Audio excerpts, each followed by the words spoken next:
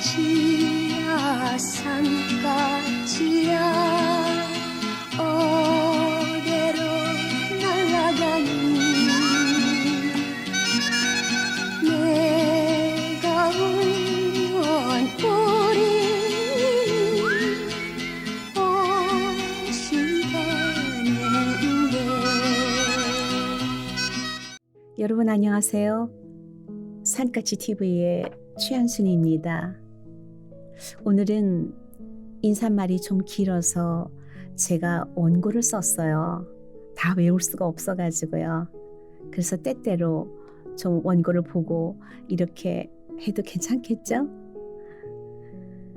오늘은 어떤 찬양을 부를까 생각하다가 카텐을 열고 창밖을 보니까 저희 집 바로 앞에 개나리와 아카시아 나무에서 파란 싹이 움트기 시작했어요. 작년 1월에 이사와서 벌써 1년이 지났네요.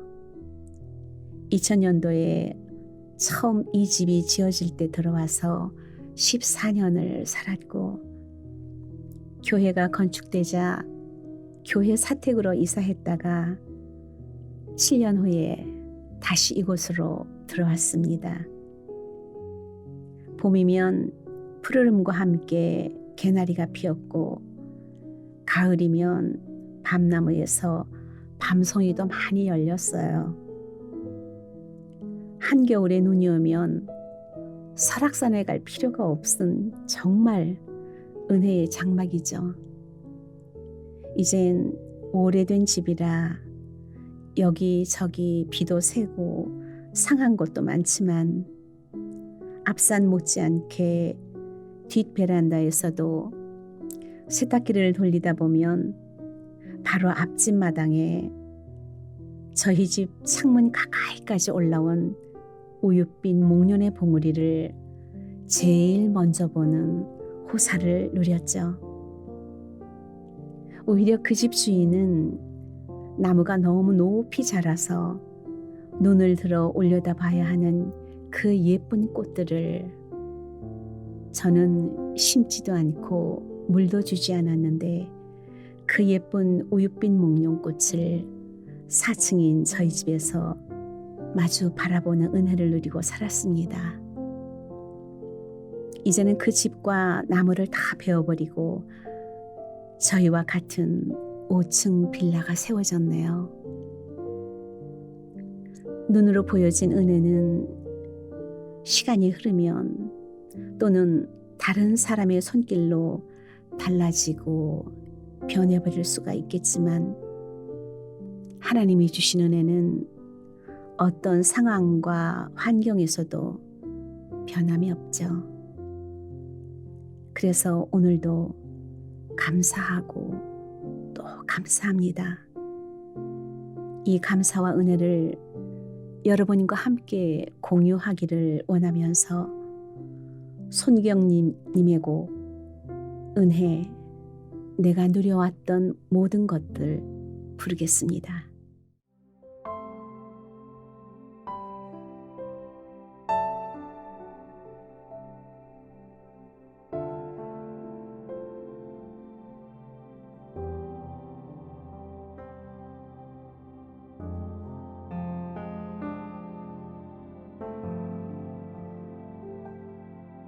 내가 누려왔던 모든 것들이, 내가 지나왔던 모든 시간이, 내가 걸어왔던 모든 순간이 당연한 것 아니라 은혜였소. 아침 해가 뜨고 저녁에 노을, 봄의 꽃향기와 가을의 열매, 변하는 계절의 모든 순간이 당연한 것 아니라 은혜였소. 모든 것이 은혜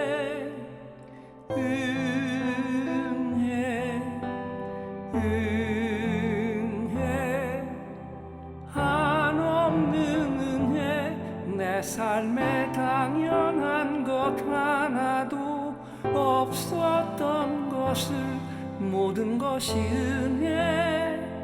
은혜였소.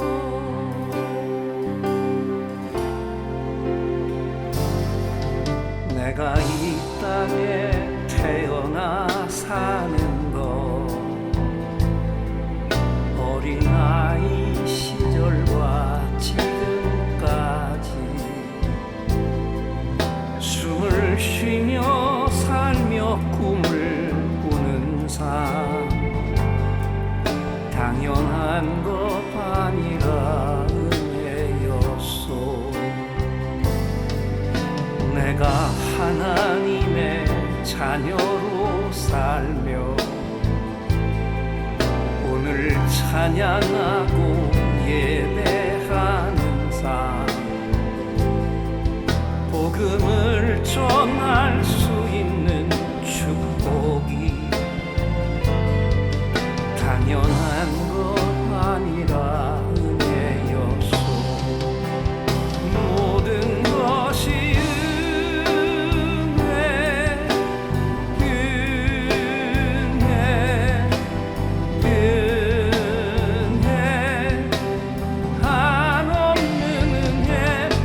삶에 당연한 것 하나도 없었던 것을 모든 것이 은혜였소. 모든 것이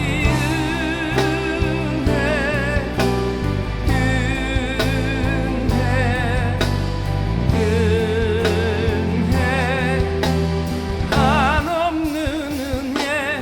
내 삶에 당연한 것 하나도 없었던 것을 모든 것이 은혜였소. 모든 것이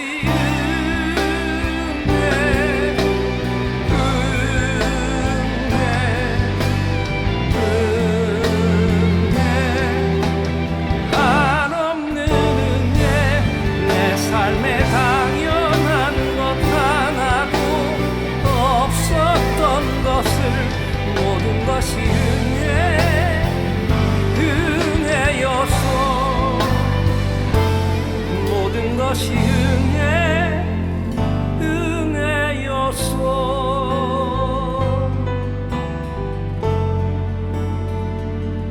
모든 것이 은혜였소.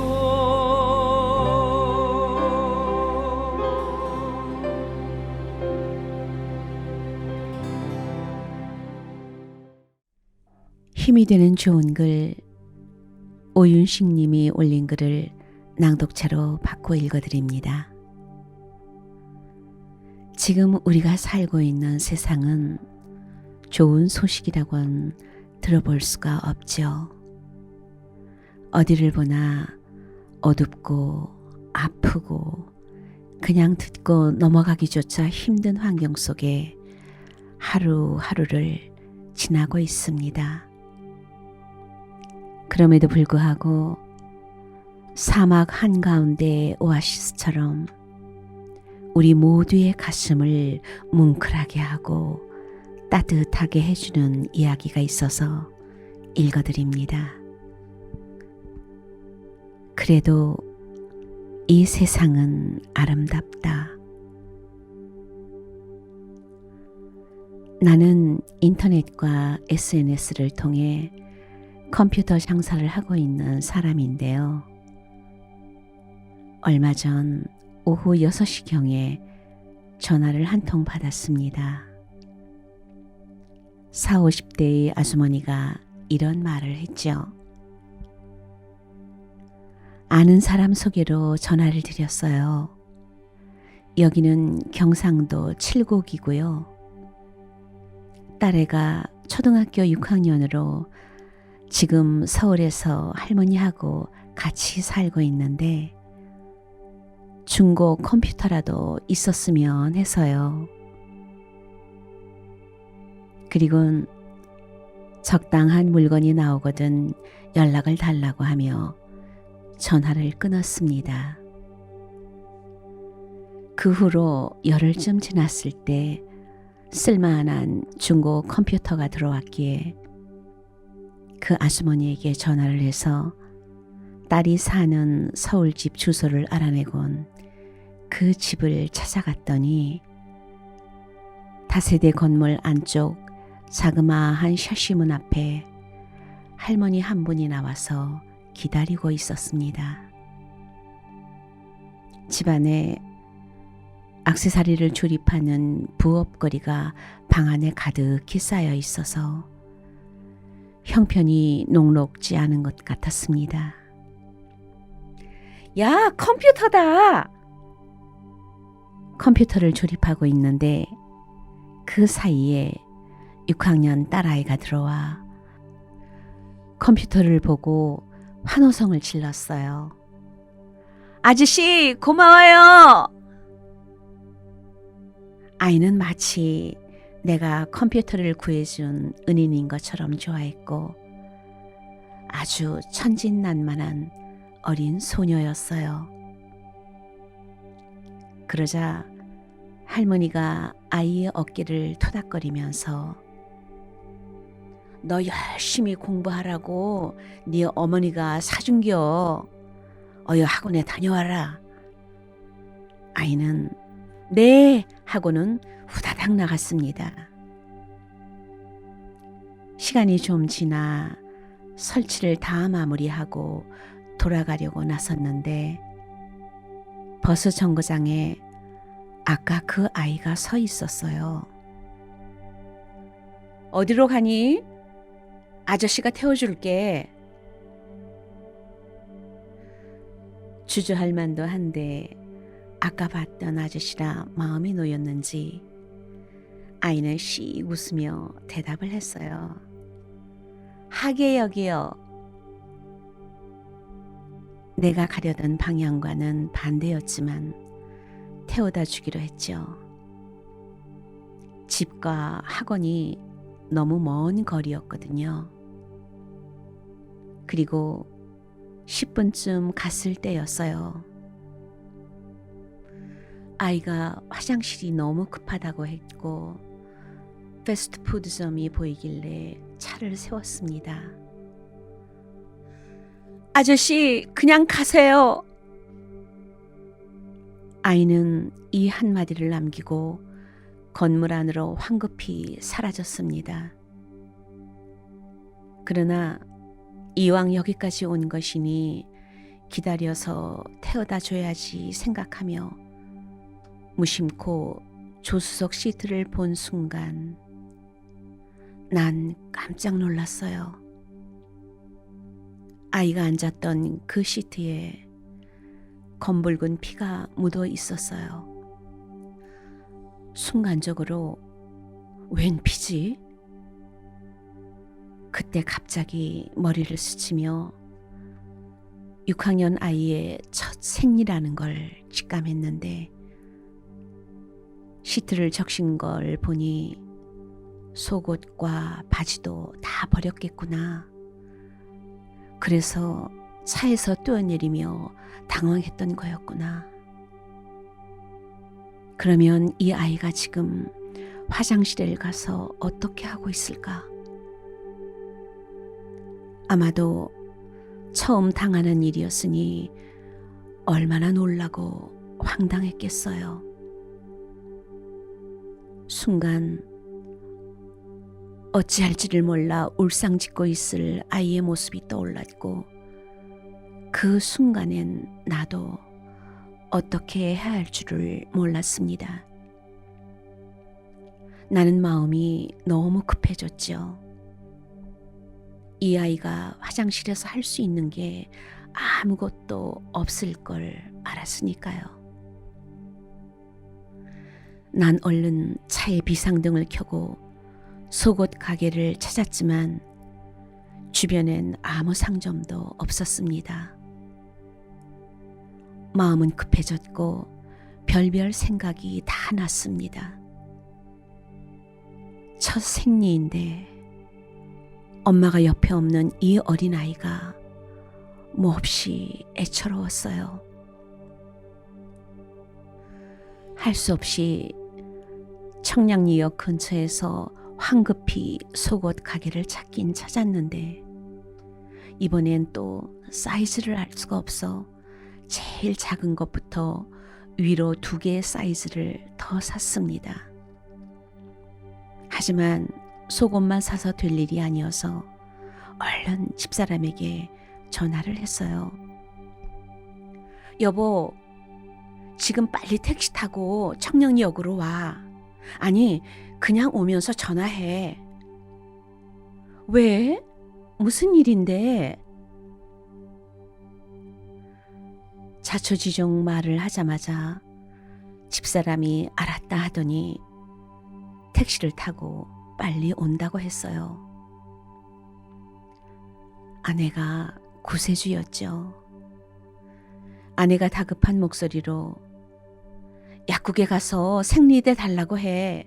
그리고 속옷은 샀어. 잘했네. 그럼 치마도 하나 사고 편의점 들러서 아기용 물티슈도 하나 사. 아내의 일사불란한 지휘 덕분에 필요한 물품들을 준비하고 아내를 태워 그 아이가 내린 건물로 급히 차를 몰면서 그동안 어떻게 처리를 하고 있었을까? 또 없으면 어쩌나? 가슴이 조마조마했습니다. 시간이 벌써 꽤 흘렀으니까요. 그리고 아이 이름도 모르는 상황이었잖아요. 집사람이 화장실로 들어갔는데 3칸 중 1칸이 잠겨 있었어요. 다짜고짜 얘 안에 있니? 나 아까 컴퓨터 아저씨네 아줌마야. 그러자 다 기어 들어가는 소리로 네 했다고 합니다. 그 긴 시간 동안 아이는 그 안에서 혼자 울면서 어찌할 바를 모르고 있었던 것이었죠. 평범한 가정이라면 축하받으며 조촐한 파티라도 열었을 텐데 콧잔등이 찡해졌습니다. 그 좁은 곳에서 어린애 혼자 얼마나 힘들고 무서웠겠어요. 난 그냥 차에서 기다리고 있었는데 아내에게서 문자가 왔어요. 옆에 꽃가게가 보이던데 꽃 한 다발 사와. 난 이럴 때 어떻게 축하해야 하는지를 몰라 보이는 중에 제일 예쁜 꽃다발을 골랐고 패스트푸드점 앞에서 꽃다발을 들고 있었습니다. 그때 아이와 아내가 나왔는데 아이의 눈이 퉁퉁 불어 있었습니다. 이 아이는 아내를 처음 보고서 멋쩍게 웃다가 챙겨간 것들을 보고서는 마구 울기 시작했다고 합니다. 아내의 얼굴에도 눈물 자국이 보였습니다. 그리곤 저녁도 먹여서 보내고 싶었는데 아이가 그냥 집에 가고 싶다고 해서 집 앞에 내려줬습니다. 아저씨, 아줌마, 너무 고마워요. 그리곤 울면서 집으로 뛰어들어가는 어린아이를 보며 우리 내외 눈가에도 이슬이 맺혔습니다. 아내와 돌아오는 차 속 대화에서 그 집 사정이 여의치 않음을 안 아내가 그 컴퓨터 얼마에 팔았어? 22만 원. 그래? 그럼 다시 가서 주고 오자. 뭐? 가서 계산 잘못됐다고 해. 그리고 할머니한테 10만 원 드리고 와. 그래서 저는 중고 컴퓨터 값이 내렸다는 등 적당히 둘러대며 10만 원을 할머니께 드리고 왔는데요. 아내의 그 마음에 적지 않이 놀랐습니다. 그날 밤 11시쯤 그 아이의 엄마에게서 전화가 걸려왔습니다. 여기 7곡인데요. 컴퓨터 구입한 이 한마디를 하고는 한동안 말을 잇지 못하다가 우는 소리가 들렸습니다. 나도 아무 말 못하고 눈물을 흘렸고 아내도 따라서 울고 있었습니다. 너무도 가슴 짠한 일이었죠. 이 세상은 모두 다 더럽혀져 있고 다 썩어 있는 것 같아도 아직도 우리들이 사는 세상은 이렇듯 아름답고 따뜻합니다. 성경은 이런 말씀을 했죠. 긍휼히 여기는 자는 긍휼히 여김을 받을 것이라고요. 그런데 그 긍휼이 과연 나 혼자의 힘으로 생겨날 수 있는 걸까요? 나 혼자의 힘으로는 절대로 만들어낼 수 없는 창조자께서 위로부터 부어주셔야 생기는 위대한 선물이죠. 그분은 늘 우리 마음에 평화를 부어주시고 위로도 부어주시고 긍휼히 여길 수 있는 마음도 부어주십니다. 그런데 그렇게 부어주실 때 우리가 그것을 느끼고 감지할 수가 있어야 한다는 것이죠. 오늘 이 시간 모든 걸 잠시 멈추시고 이 생각을 해보시면 어떨까요? 지금 이 순간에 하나님은 나에게 무엇을 부어주고 계시지? 나에게 그동안 끝없이 주셨던 생각이 무엇이었지? 그런데 내가 감지하지 못하고 있었던 게 무엇이었어? 우리가 잠시 동안이지만 마음을 조금만 비워놓는다면 잠깐만 생각을 해봐도 마음으로 감지되는 게 있겠지요. 성령님이 우리 안에 거하고 계시니까요. 그래서 그렇게 감지한 그 소중한 것을 가슴에 잘 간직해 두셨다가 그 생각대로 움직여야 할 그 순간에 오늘 이야기 속의 부부처럼 주저함 없이 행할 수 있기를 소망합니다. 그래서 이제 부를 노래는 김석규님의 곡 당신의 그 섬김이 해같이 빛나리 부르겠습니다.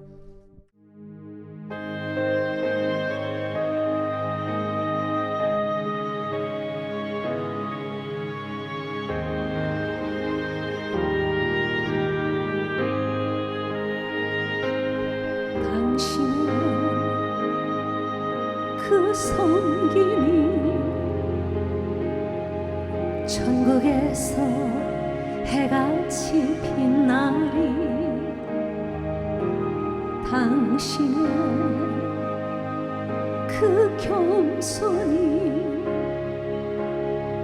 천국에서 해같이 빛나리 당신의 그 믿음이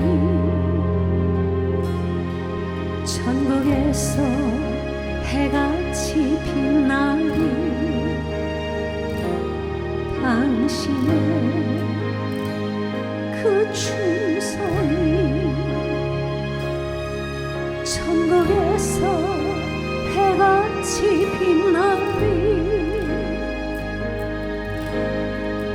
주님이 기억하시면 족하리 예수님 사랑으로 가득한 모습 천사도 흠모하는 아름다운 그 모습 천국에서 해같이 빛나리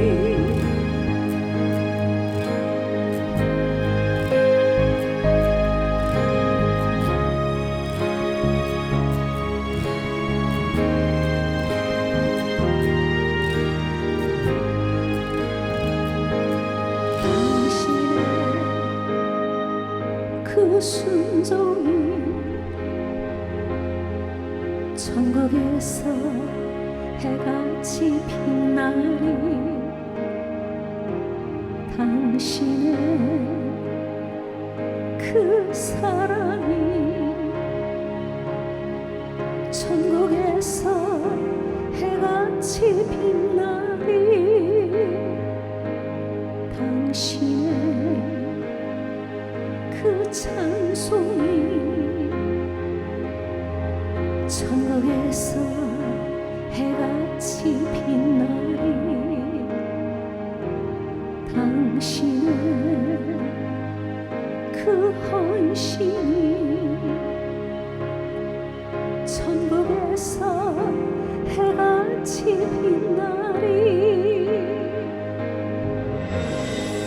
주님이 기억하시면 족하리 불타는 사명으로 가득한 모습 천사도 흠모하는 아름다운 그 모습 천국에서 해같이 빛나리 천사도 흠모하는 아름다운 그 모습 천국에서 해같이